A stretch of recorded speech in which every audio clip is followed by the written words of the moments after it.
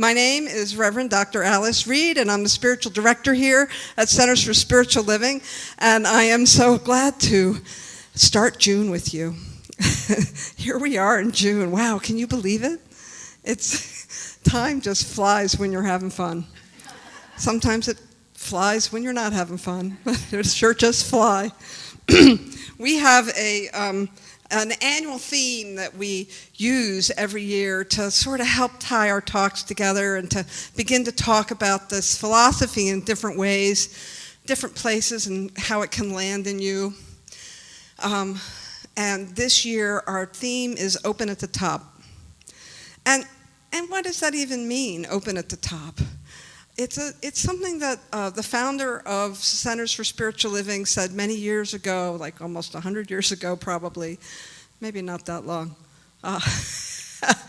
But what Ernest Holmes was talking about was this idea that spirituality and religion and all the philosophies that are really self-evolving philosophies that take us to that next level within our human self, that there's no ceiling for how we can grow. There's no place where we ever arrive. I know that's disappointing to some of you. Those of you who are goal-oriented, that want to be done and finished. But we're never done. My dear, dear friend, Reverend Michelle, likes to say, you're not done till you're dead.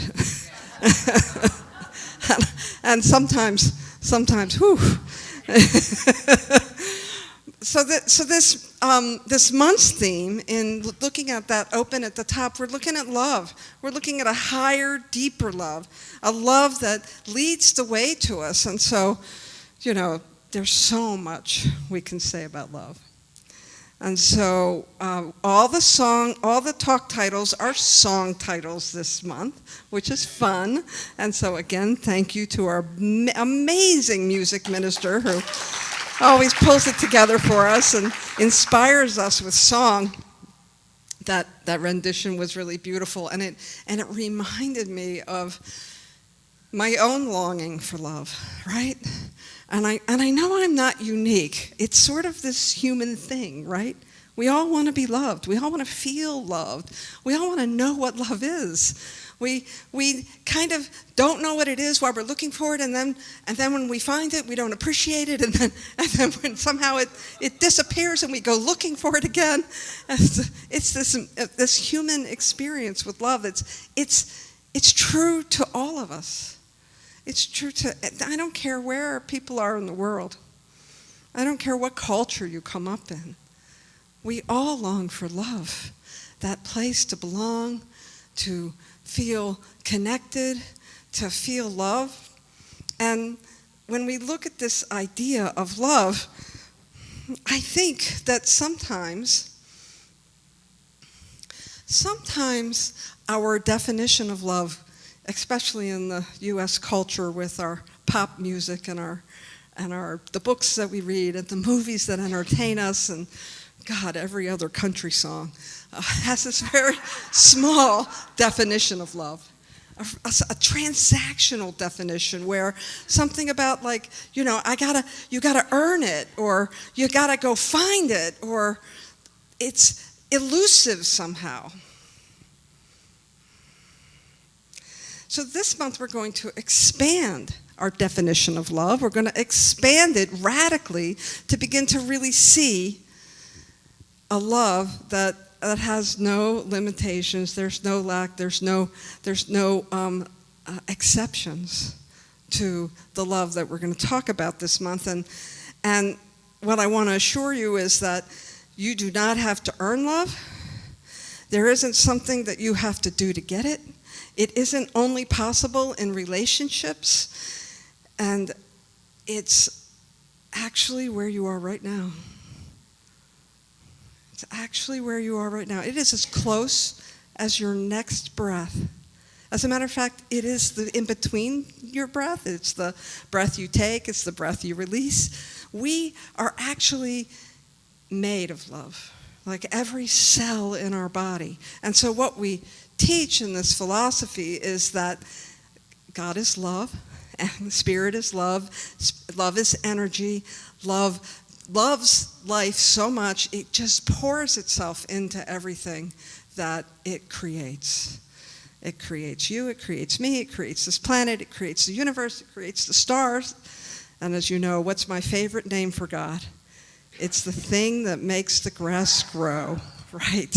It's the thing that makes the grass grow. It's that energy. I remember hearing a wise woman back in the 80s talk about the energy of the atom, right? The very makeup of all matter is atoms, right? We learned that in science. And within the atom, there's a nucleus, and then there's the energy around the nucleus. And so what I like to think about is that I think about it as the particle in the wave. And the particle is how love expresses itself, and the wave is love itself, right? How about that?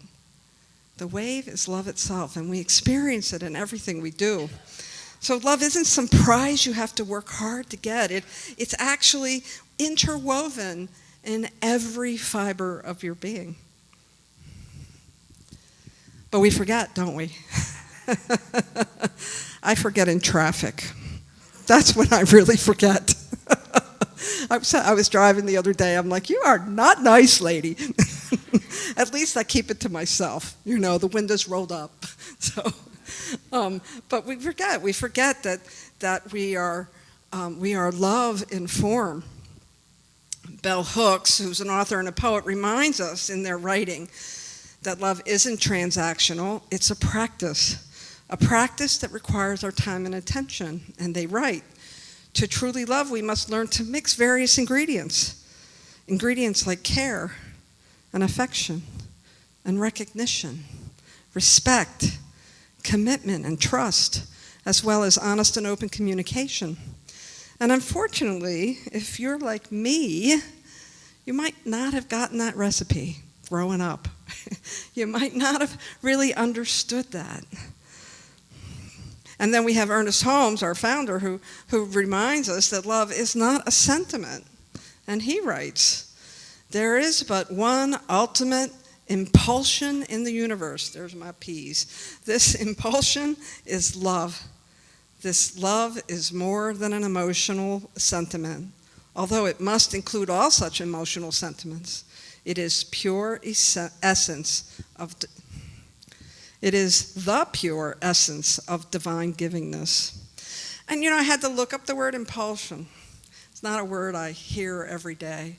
And it really just refers to the driving force behind something, right?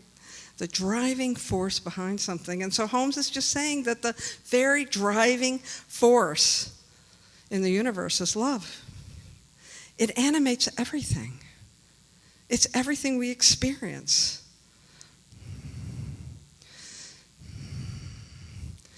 I got another little quote for you from Ram Dass. Anybody familiar with Ram Dass? Yeah, what a loving man. If you ever saw him, he looked like a little gnome. And he was, I understand from one of his students that I study with that he really softened over the years. he was a little hard to get next to in the beginning, but he really softened as his life went on. And he wrote this about love. Unconditional love really exists in each of us. It is part of our deep inner being. It is not so much an active emotion as a state of being. It's not, I love you for this or that reason. It's not, I love you if you love me back. It's love for no reason at all. Love without an object. It's just sitting in love. A love that incorporates the very chair in the room you're sitting in and permeates everything around it. And then it's so powerful that it extinguishes the thinking mind that tries to encompass it. In other words, love is a state of being that we inhabit. You will never have any more love than you have right now. And if you're not feeling that love, it's simply because you're not aware of it. It isn't because it's not there. It isn't because it's missing in your life.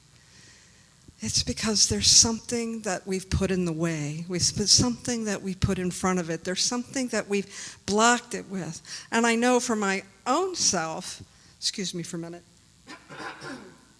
I know for my own self that I blocked love because I had an experience of growing up that wasn't super loving. I didn't feel loved. I felt left behind.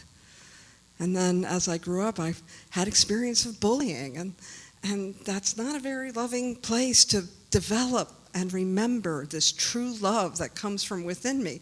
But I can tell you that the more that I have begun to work with these principles, the more that I do my spiritual practice, the more I remember. The more I remember that I'm loved. You know, Ram Dass had that line in there about how love extinguishes the thinking mind. And I'd like to think about it as dissolving all the ideas that we hold before love. All the ideas that I'll be loved when? I'll be loved when I lose 20 pounds. I'll be loved when I do well at work. I'll be loved when I make a lot of money. I'll be loved when I have a partner.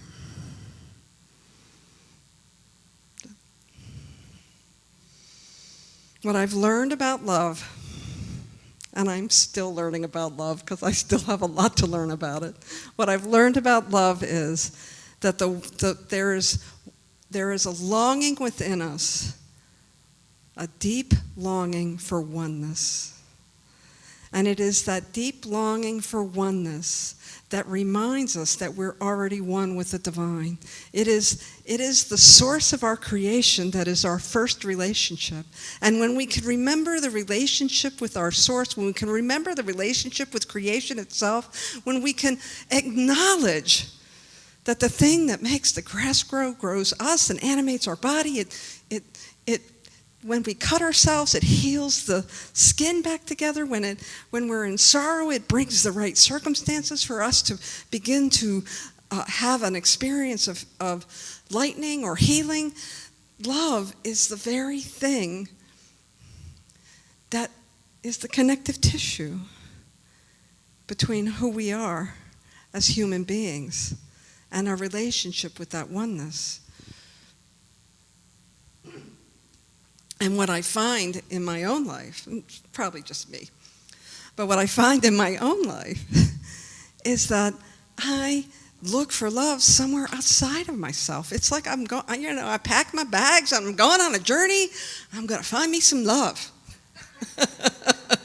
And I'm going to find it in him or her, as the case may be, or them. I'm going to find it in my accomplishments. I'm going to find it when I prove my worth. And when I practice, I am reminded that I'll find it right where I am, right where my feet are, right here, in the center of my being. Now, I didn't always open to love through practice. I didn't always open to love through meditation. I didn't always enter to, open myself to love through, spiritual education or coming to places like this where I got reminded. Sometimes I took the hard road. Anybody know what I'm talking about? Yeah, sometimes I've taken the hard road. And that hard road is the road where I'm driving asleep through life.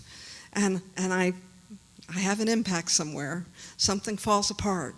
I experience loss. I have some other thing that happens that cracks me open so that I can surrender. And I have no choice but to accept love and to see love and to experience love within myself.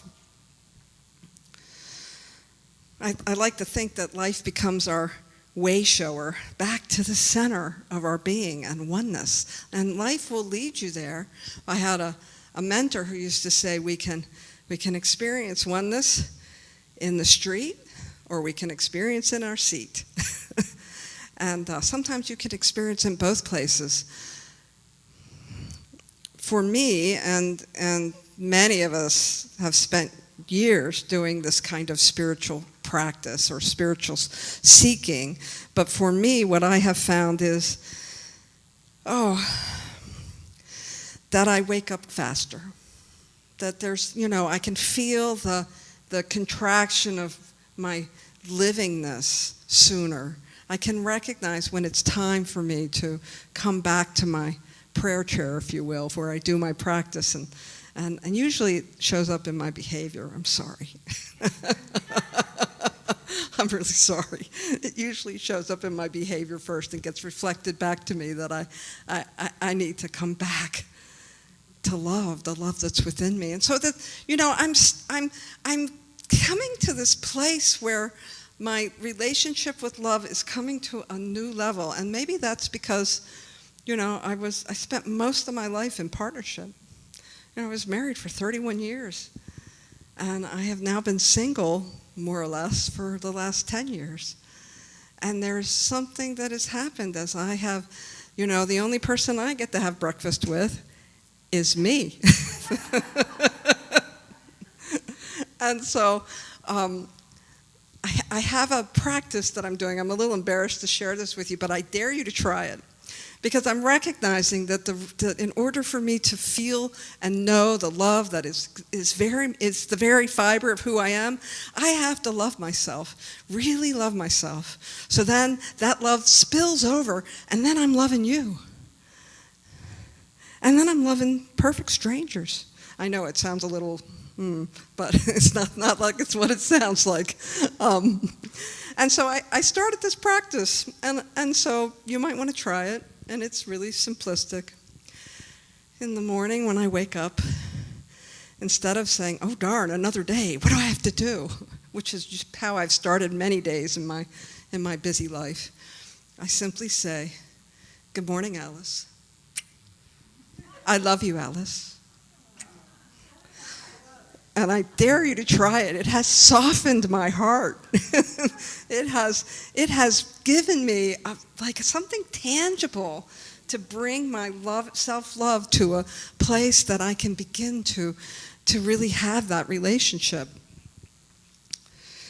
We talked about the 2 pathways to surrender. So we're talking about this idea, which is so much more than an idea, that everything we are is love. And it reminds me, and that we look outside ourselves for love, and that we're always seeking and searching when, honestly, we already are love. And it reminds me of this story, and you may have heard it. I heard it many years ago, and I think some of you might know it. And it's a story about a Persian farmer named Ali Hafad, who owned a large, prosperous farm with orchards and grain fields and gardens. And one day, a man came visiting him and told him about diamonds.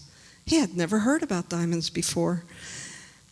And this man said, if you had a mine of diamonds, your children could live in luxury and on thrones and in big mansions. Your life would be amazing.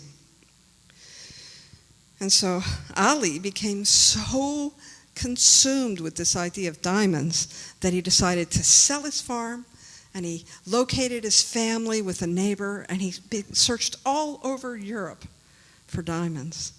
As a matter of fact, he spent so long searching for diamonds that he spent what little fortune he already had. And at some point, in despair, he threw himself into the sea because he had lost everything, lost his family, didn't find any diamonds. Meanwhile, back at the ranch, or the farm as the case may be, the man who purchased his farm one day was walking through the land, and he saw an unusual rock, and he picked it up. And the old farmer who had told Ali about diamonds came over, and he said, oh my God, that's a diamond. And they ran out to the fields, and they started looking around, and in fact, the farm that Ali had sold was covered with diamonds, and it was this discovery of the diamond mines of Golconda right there on his property. And Ali Hafad had been standing in his own acre of diamonds all along. The treasure was right where he was. It wasn't somewhere else. And this is the kind of thing that I'm talking about with love. We we treasure it, don't we? We treasure it. We look for it. We yearn for it. And it's right where you are. And it starts simple. Good morning. I love you. And it leads to some wonderful discoveries within yourself that you'll begin to see reflected all around you. It's such a simple practice. We love ourselves, and then we love everywhere we go. Again, Ernest Holmes reminds us, when we let the love that is within us go out to the God who is in all people and the divine presence that is in all things, then we are loving God with all our heart and with all our soul and mind, because we are recognizing that the Spirit within us is the same Spirit that we meet in others. And of course, Ernest Holmes is borrowing that scripture of love God with all of your strength and all of your mind and all of your heart and all of your soul. And we can do that when we can love God in others everywhere we go. And so my invitation to you this week is to recognize that you are the love you seek. It is already within you. And as Bell Hooks writes, one of the biggest guides to how to be self-loving is to give ourselves the love we are often dreaming about receiving from others. Thank you very much.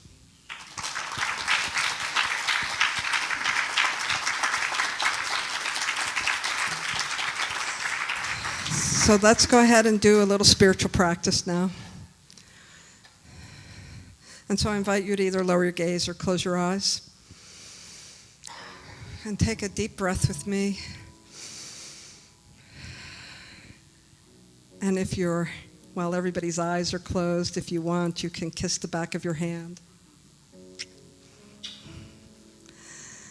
Yes. And recognize that this is the divine loving the divine. That there is a beautiful, powerful presence, a creative love that is forever seeking to replicate itself over and over again in the givingness of its own selfness, in the givingness of its own uniqueness, in the givingness of its creativity, where it finds billions of ways to express itself. Each one is one of those beautiful, powerful expressions. And so I know for each one, as we remember who we are, as we remember the love that is the very energy that breathes us, it is the water we swim in. And so we elevate our gaze internally. We look up with our spiritual eyes. We remember that we came here to be love. We remember that love starts with us. We remember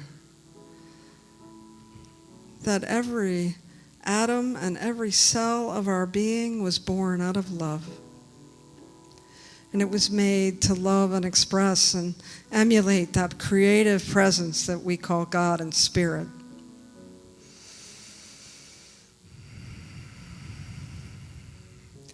And so as we feel the longing, we recognize that that longing is love as well. It is the remembrance of our complete union with God, the oneness. And that as we walk out our week, as we move through our days, we continue to remind ourselves that we are indeed the presence of God, meeting the presence of God wherever we go, even when we don't recognize it. And so I trust that as each one goes out into this week, they will continue to remind themselves that they are love, that the love we give is the same love we receive.